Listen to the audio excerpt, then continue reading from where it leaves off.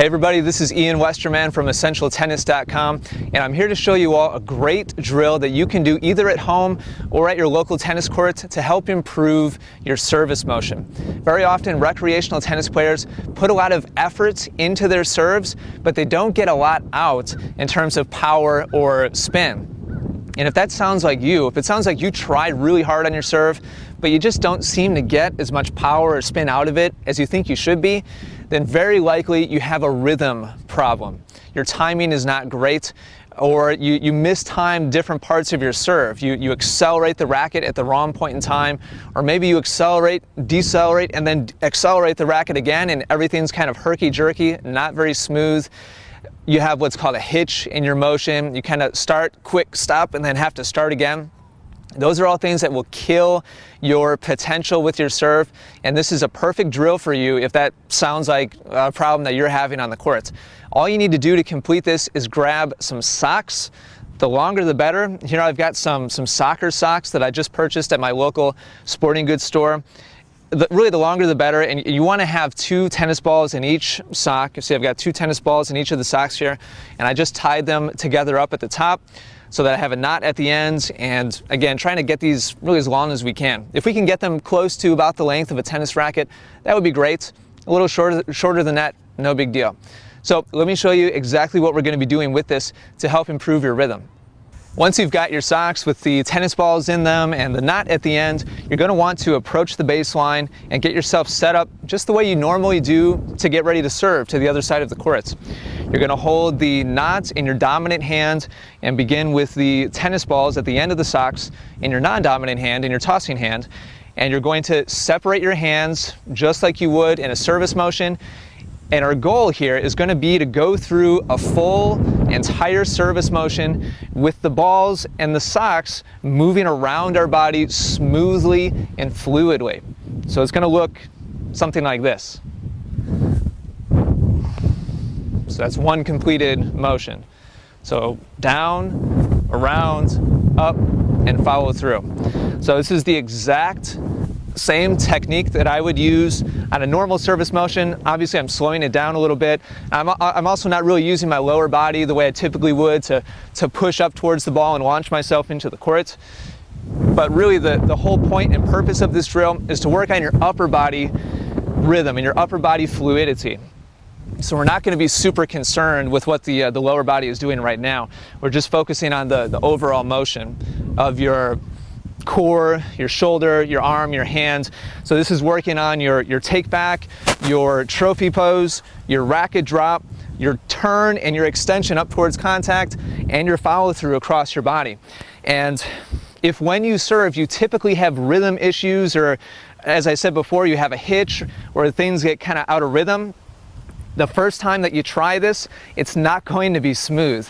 And in fact, the balls are probably going to like swing around inside the socks and whack you, and it's going to look like something like this. And it's going to be all disjointed and it's not going to feel very pretty. So it might take you a little bit of time. It might take several repetitions before you're able to move through the entire motion smoothly and have the socks just flow around you in one continuous motion. If it takes you several tries, don't get frustrated. This is really worth a shot. And a lot of times it helps players to have a count to be able to go through smoothly. And the count that I like to use and that I teach to my students is 1 1000, 2 1000, 3. So just watch as I do that and listen. 1 1000, 2 1000, 3. 1 1000, 2 1000, 3. So 1 1000 is the take back, 2 1000 would be the racket drop, and 3 would be the follow through.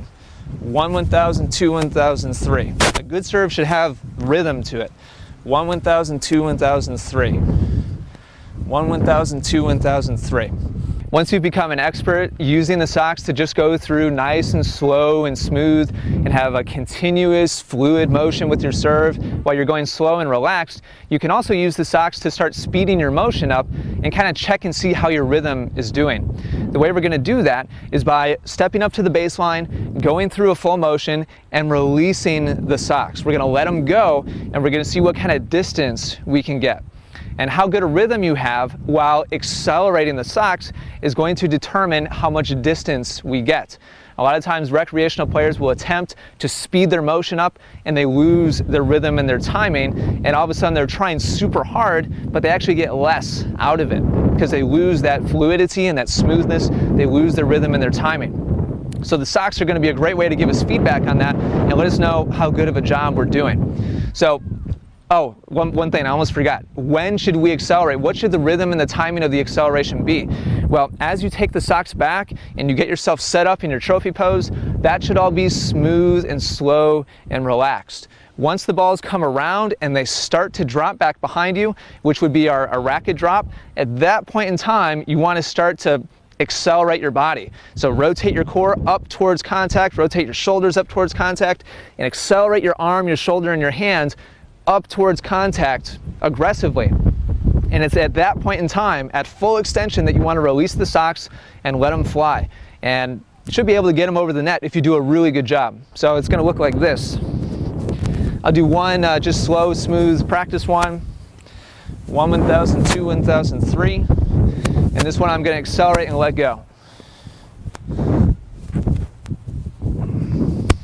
One super common mistake that I see my students make when I show them this drill and I have them try to release and throw the socks over to the other side of the court is that they will release the socks way too horizontally as opposed to vertically. The serve is a much more vertical motion than what most people realize, and if you release the socks in a horizontal fashion, they're never going to make it over the court. And that would look something like this. Watch the trajectory of the socks. So here I'll do one, practice one again, and a lot of times I'll see recreational players release them like this. Like literally, and the socks will go straight out from their shoulder and then very quickly get sucked down into the court. In order to do this successfully and have the socks really fly over to the other side, you're going to have to release them vertically. And again, the service motion is so much more upwards oriented than what most recreational players realize, and the socks are a great way to train that vertical acceleration into our stroke. So there you have it. I hope that you've enjoyed this video. I bet you never knew how helpful a pair of soccer socks could be to your tennis game and your serve specifically. They can really help iron out your timing and your rhythm and your smoothness on your serve. They can help you diagnose mistiming of your acceleration as you try to hit a more aggressive shot, and they can help train your motion to be as vertical as it's supposed to be as well. Really, really helpful stuff. If you enjoyed this video, please subscribe to my YouTube channel. There's going to be a little link just on the upper right-hand corner of the screen here. Thank you very much for watching, and look for some more great stuff coming out from EssentialTennis.com.